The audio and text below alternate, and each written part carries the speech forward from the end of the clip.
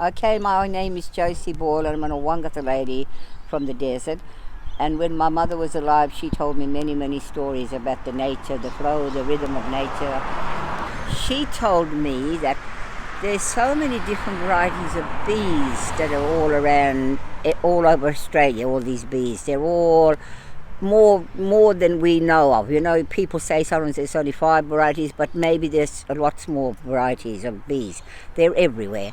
My mother said with the native bees, there's so many different varieties of native bees that fly around everywhere, you know, and they make new colonies. And the reason why they're flying around and they're not loners is because they're not allowed back in the hive, because when they go out and they drink this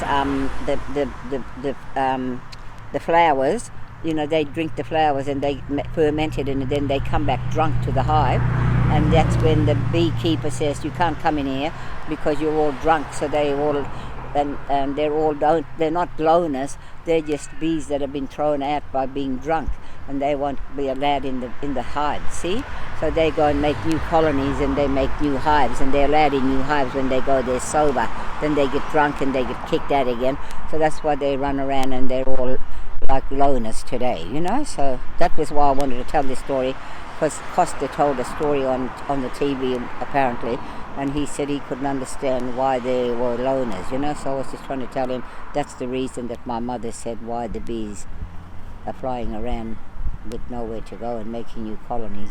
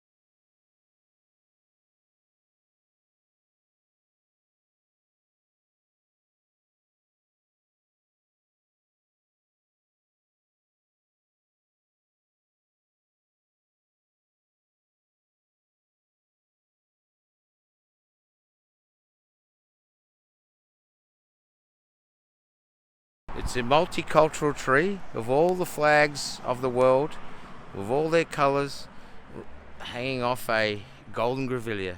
And in there, the purple bits are the fermented nectar.